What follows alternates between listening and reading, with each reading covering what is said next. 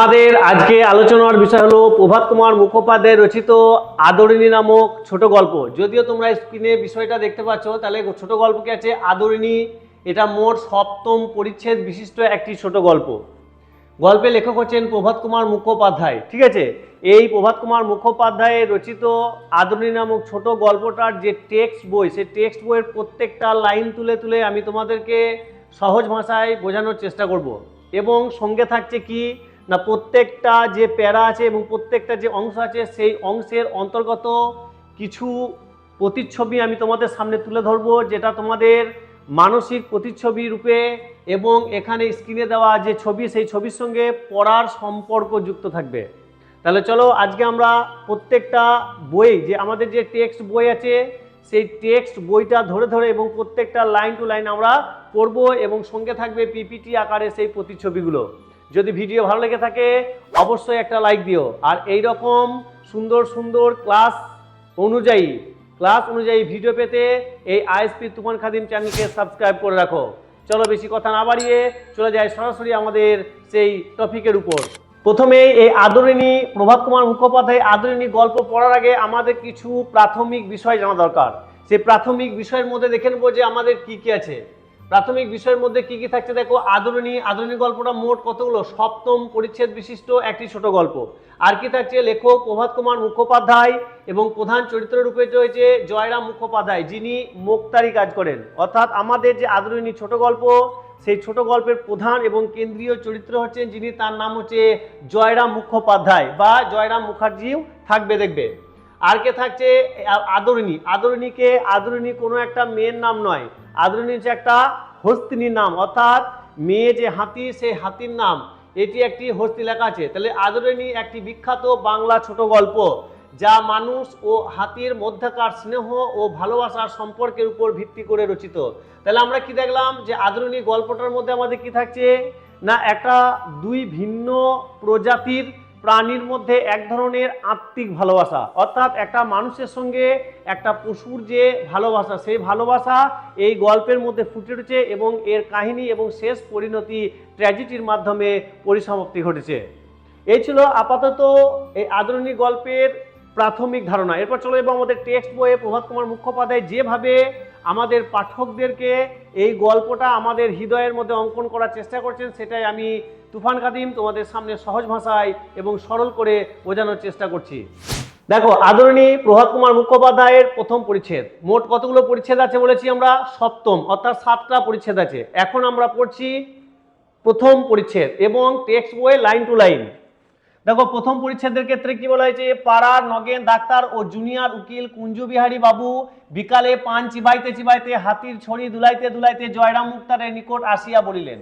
তাহলে এখানে আমরা দুটো ক্যারেক্টার পেলাম, দুটো, একটা হচ্ছে উকিল আর একটা হচ্ছে কি ডাক্তার, যে বিষয়টাকে আমি একটা পিপিটির মাধ্যমে এখানে প্রকাশ করার চেষ্টা করেছি।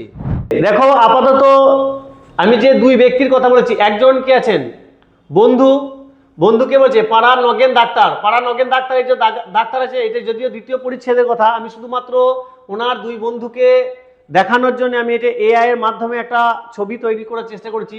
এটা হচ্ছে আমাদের জয়রাম মুখোপাধ্যায় যে শারীরিক বর্ণনা দিয়েছে, সেই বর্ণনা অনুযায়ী এআই এর মাধ্যমে এই ছবিটাকে ক্রিয়েট করা হয়েছে। তাহলে আপাতত আমাদের যে সিলেবাস, সেই সিলেবাসে আপাতত এই ব্যক্তির যে ছবি, এই ছবিটাকে আমরা জয়রাম বলে জানবো এবং সঙ্গে থাকছে দুইজন, একজন উকিল এবং একজন ডাক্তার। তাহলে ডাক্তার নাম হচ্ছে নগেন, আর থাকছে জুনিয়র উকিল, তাহলে জুনিয়র একটা উকিল, তাহলে এই হচ্ছে উকিল আর এই হচ্ছে ডাক্তার। আমাদের আরো পিপিটি যে ছবি আছে, অর্থাৎ প্রত্যেকটা পরিচ্ছেদ অনুযায়ী সুন্দর সুন্দর করে ছবিগুলোকে ক্রিয়েট করা আছে, সেগুলো আমরা দেখব। তাহলে আমরা আমাদের প্রথম পরিচ্ছেদের ক্ষেত্রে যে চরিত্রগুলো পেলাম, সেই চরিত্রগুলো কি কি থাকছে, সেই চরিত্রগুলোর মধ্যে থাকছে না নগেন বা নগেন্দ্র বাবু, যে পাড়ার ডাক্তার, আর কে থাকছে উকিল বাবুকে না কুঞ্জবিহারী, আর কে থাকছে মুখুজ্জে মশাই অর্থাৎ জয়রাম বাবু বা জয়রাম মুখার্জি, আমাদের গল্পের কেন্দ্রীয় চরিত্র। সঙ্গে থাকছে নরেশচন্দ্র অর্থাৎ মহারাজ মেজবাবু। এই ছিল প্রথম পরিচ্ছেদের কিছু গুরুত্বপূর্ণ আমাদের চরিত্রের নাম। দেখো, তাহলে ক্লিয়ার হলো জিনিসটা। পাড়ার নগেন ডাক্তার ও জুনিয়র উকিল কুঞ্জবিহারীর বাবুর বিকালে পান চিবাইতে চিবাইতে হাতে ছড়ি দুলাইতে দুলাইতে জয়রাম মুক্তারের কাছে আসিয়া বলিলেন। তাহলে ওরা এক জায়গা থেকে, অর্থাৎ ওদের গন্তব্যস্থল থেকে এলেন কার বাড়িতে? না আমাদের জয়রাম মুখোপাধ্যায়ের বাড়িতে এলেন। এসে কিছু একটা বক্তব্য আছে, কি বলছে দেখি। মুখুজ্জে মশাই, পীরগঞ্জের বাবুদের বাড়ি থেকে আমরা নেমন্তন্ন পেয়েছি। কার বাড়ি থেকে নেমন্তন্ন পেয়েছে? অর্থাৎ মুখুজ্জে মশাই বা মুক্তার মশাই যে বাড়িতে কাজ করেন, অর্থাৎ যেখানে মুক্তারির কাজ করেন, সেখান থেকে আর যে দুই বন্ধু আছে, অর্থাৎ আমাদের জয়রাম বাবুর যে দুই বন্ধু আছে, সেই দুই বন্ধু কি পেয়েছে? নেমন্তন্ন পেয়েছে। কিসের নেমন্তন্ন? বিয়ের নেমন্তন্ন। এই যে সোমবার দিন এই যে আমরা নেমন্তন্ন পেয়েছি। কোথা থেকে পেয়েছে? পীরগঞ্জে। কার কাছ থেকে পেয়েছে? মুখুজ্জে মশাই পীরগঞ্জের বাবুদের বাড়ি থেকে। তাহলে এসে কি বললো? মুখুজ্জে মশাইকে বললেন যে আমরা নেমন্তন্ন পেয়েছি পীরগঞ্জে, যেখানে আপনি কাজ করেন, ওনাদের বাড়িতে বরাবর কাজ করেন, সেখান থেকে আমরা বিয়ের নেমন্তন্ন পেয়েছি। নেমন্তন্ন পেয়েছি এই সোমবার দিন। কি বার? সোমবার দিন, অর্থাৎ বিবাহটা হবে সোমবার। এগুলো নোট করে রাখবে, এগুলো কিন্তু পরীক্ষায় আসবে। সোমবার দিন মেজবাবুর মেয়ের বিয়ে। কার মেয়ে? মেজবাবুর মেয়ের বিয়ে। শুনছি নাকি ভারী ধুমধাম হবে, বেনারস থেকে বাই আসছে। কোথা থেকে? বেনারস থেকে বাই আসছে এবং কলকাতা থেকে খেমটা আসছে। আপনি নেমন্তন্ন পেয়েছেন কি?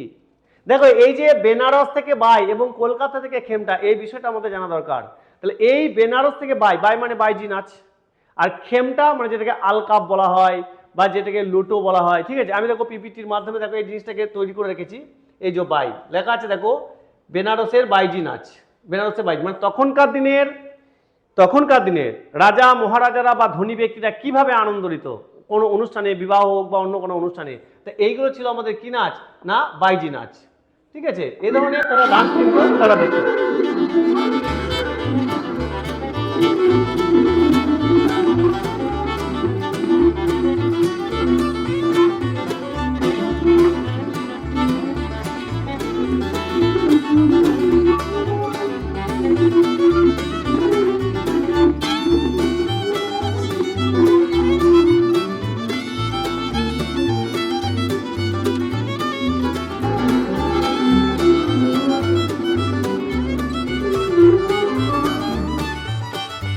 তাহলে এই ছিল বাইজি। আর কি ছিল? না কলকাতা থেকে খেমটা। দেখো এটাই যে ছিল এমন কোনো মানে নাই, এই ধরনের। তাহলে খেমটা কি? খেমটা আমাদেরকে দেখতে হবে। খেমটা মানে হচ্ছে আলকাপ বা যেটাকে আমরা লোটো বা পঞ্চরস বলে থাকি। ইনি হচ্ছেন অধীর মণ্ডল। কম বেশি গ্রাম্য অঞ্চলে যারা ছেলে মেয়ে থাকে তারা অবশ্যই এনাকে চিনেন। ইনি একজন খুব বিখ্যাত একজন আলকাপের অভিনেতা, মানে বলতে পারি ওই জগতের সুপারস্টার। তাই এই আলকাপটা কি সেটা দেখানোর জন্য আমি তোমাদের সামনে এটা তুলে ধরেছি পিপিটির মাধ্যমে।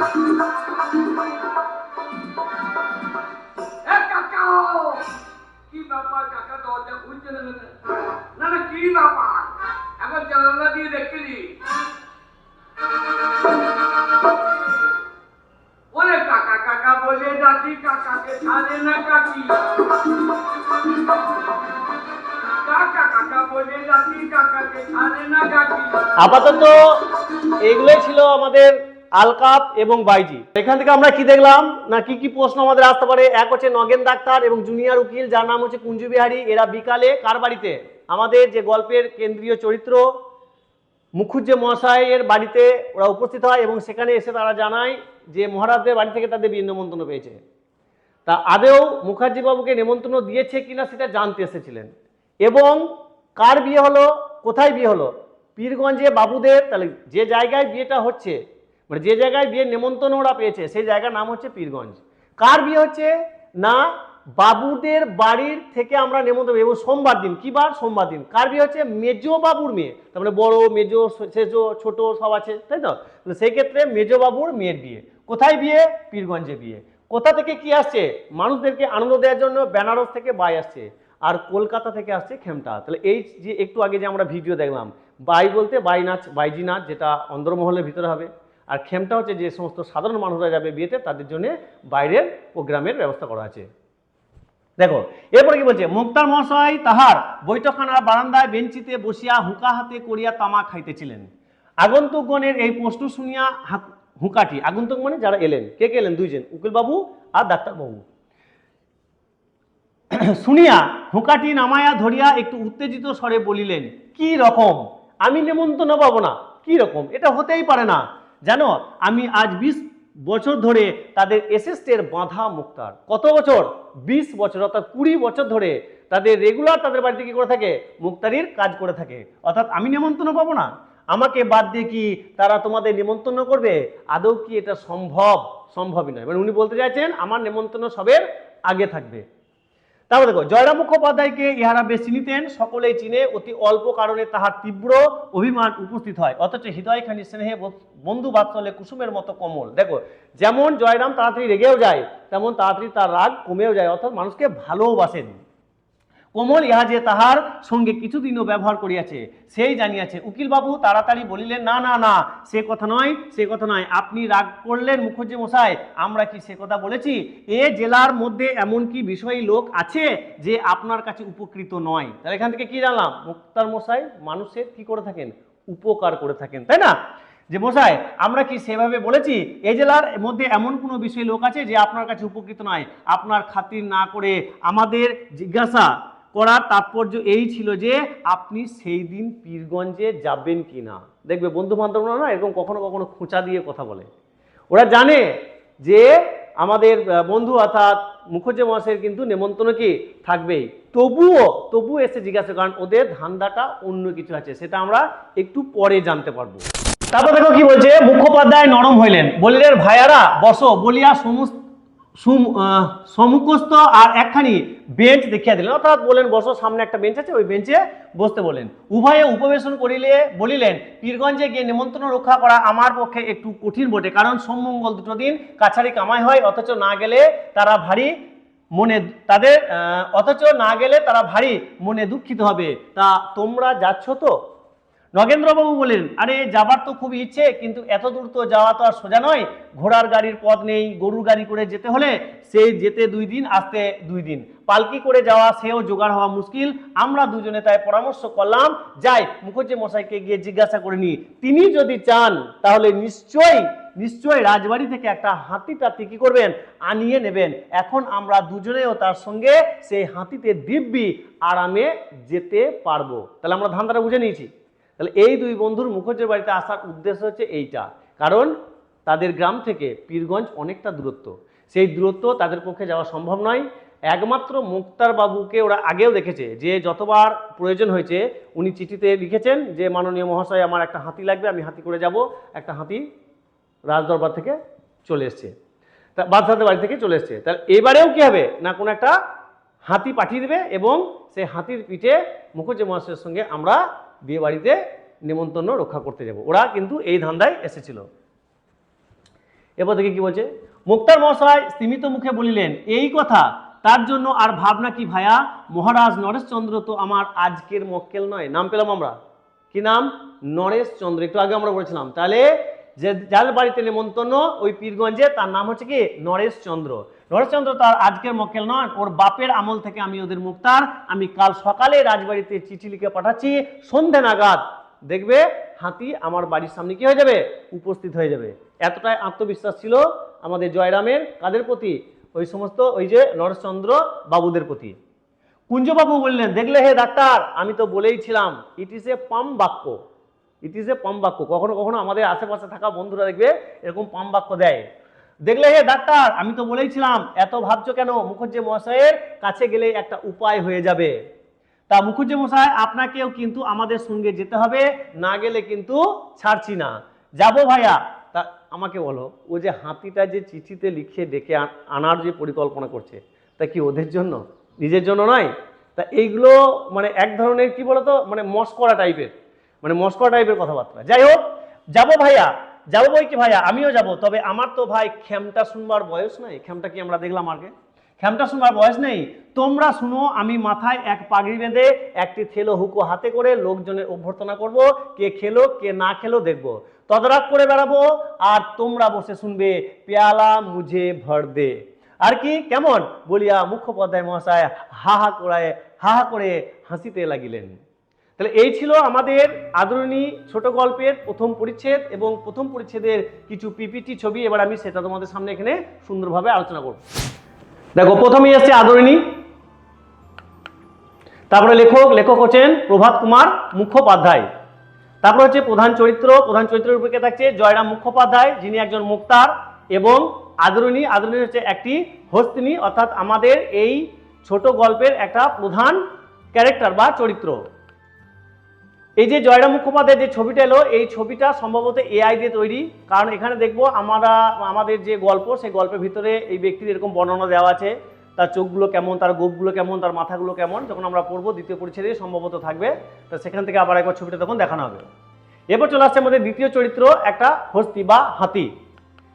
এরপরে এই গল্পটার মূল বিষয় কি, সেই বিষয়টা দেখো আমি এখানে করেছি, সেটা আমরা কি বলতে চাইছি এখানে, যে আদরিণী একটি বিখ্যাত বাংলা ছোট গল্প, যা মানুষ ও হাতির মধ্যকার স্নেহ ও ভালোবাসার সম্পর্কের উপর ভিত্তি করে রচিত। আচ্ছা, এতে মোট কতগুলি পরিচ্ছেদ, পরীক্ষার জন্য ইম্পর্টেন্ট, মোট সপ্তম পরিচ্ছেদে বা সপ্তম পরিচ্ছেদ বিশিষ্ট একটি ছোট গল্প। এরপর আমরা দেখে নেব এই প্রথম পরিচ্ছেদের পাওয়া কিছু চরিত্রের নাম। যেমন নগেন বা নগেন্দ্রবাবু, যিনি পাড়ার ডাক্তার, পরীক্ষায় আসতে পারে, ঠিক আছে। ডাক্তারবাবুর নাম হলো অমুক অমুক অমুক। উকিলের নাম হচ্ছে কুঞ্জু বিহারী। মুখুজ্জি মশাই অর্থাৎ জয়রাম বাবু বা জয়রাম মুখার্জি। আর পেলাম আমরা কাকে, নরেশচন্দ্র, যিনি মহারাজ মেজবাবু। আর প্রথম পরিচ্ছেদে আর কি থাকছে আমরা দেখি, বেনারস বাইজি নাচ। দেখে নিচ্ছি আমরা কম বেশি, একটু আগে আমরা দেখলাম যে বাইজি নাচ কেমন। এটা আমি ইউটিউবে দিতে পারি না এভাবে সরাসরি, কারণ এখানে একটা কপিরাইট ক্লেম চলে আসতে পারে, ঠিক আছে। এরপর দেখবো আর কি ছিল আমাদের, কলকাতা থেকে খেমটা বা আলকাপ আমরা মোটামুটি দেখলাম, ঠিক আছে। যেখানে একজন খুব গুরুত্বপূর্ণ লোক, উনি ওনার জগতে সুপারস্টার, ঠিক আছে, অধীরবাবু। হ্যাঁ, আর কি দেখবো আমাদের এখানে কি ছিল, হুকা হাতে যে সিনটা, সেই সিনটা আমি এআই এর মাধ্যমে দেখো একটা ছবি সুন্দরভাবে ক্রিয়েট করার চেষ্টা করেছি, ঠিক আছে। আর কি ছিল না, পালকি আমরা কম বেশি দেখেছি বা দেখি নাই, সেই হিসাবে আমি এটা দিয়েছি, ঠিক আছে। আর মুক্তার কি, এটা আমাদেরকে জানতে হবে। দেখো, মুক্তার হলেন মূলত ফৌজদারি আদালতের একজন আইনজীবী বা উকিলের সহকারী, যিনি মক্কেলের পক্ষে আইনি নথিপত্র প্রস্তুত, দাখিল এবং মামলা তদিদ্দার বা দেখাশোনা করেন। এই হচ্ছে মুক্তার। অনেকে প্রশ্ন থাকতে পারে যে মুক্তার কি, সেই হিসাবে এটা দিয়েছি আমি। এই ছিল আমাদের প্রথম পরিচ্ছেদ। এখানে আমাদের প্রথম পরিচ্ছেদ শেষ হলো। তাহলে দেখো, এই ছিল প্রভাত কুমার মুখোপাধ্যায় রচিত আদরিণী ছোট গল্পের প্রথম পরিচ্ছেদের ব্যাখ্যা। এইভাবে যে আমাদের 7টা পরিচ্ছেদ আছে, সেই 7টা পরিচ্ছেদেরই কম বেশি ভিডিও বানানো থাকবে। যদি সমস্ত গল্পটাকে এইভাবে লাইন টু লাইন যদি তোমরা জানতে চাও, এবং পিপিটি বা ছবির মাধ্যমে যেভাবে আমি বোঝানোর চেষ্টা করলাম, যদি তোমরা জানতে চাও, তাহলে প্রত্যেকটা ভিডিও পার্ট করে দেওয়া আছে, অবশ্যই ডেসক্রিপশন থেকে দেখে নেবে। আর চ্যানেলকে অবশ্যই সাবস্ক্রাইব করে রাখবে, যাতে সবের আগে তুমি ভিডিও নোটিফিকেশনগুলো পেতে পারো। এই রকম কোনো গল্প, কবিতা, নাটক বা উপন্যাস যদি তোমার সিলেবাসে অন্তর্ভুক্ত থেকে থাকে, যদি সেই গল্প বা কবিতা, নাটক নিয়ে যদি আমাকে এইভাবে পিপিটির মাধ্যমে সুন্দরভাবে যদি তোমরা জানতে চাও বা পড়তে চাও আমার মাধ্যমে, তাহলে অবশ্যই কমেন্ট বক্সে জানাতে ভুলবে না। আমি যথেষ্ট চেষ্টা করব সেই গল্প, নাটক এবং কবিতা সুন্দর আকারে তোমাদের সামনে তুলে ধরতে। আবার দেখা হবে পরের পরিচ্ছেদের ভিডিওতে। আজকের মতো এই পর্যন্ত। ভালো থেকো, সুস্থ থেকো, বাই বাই।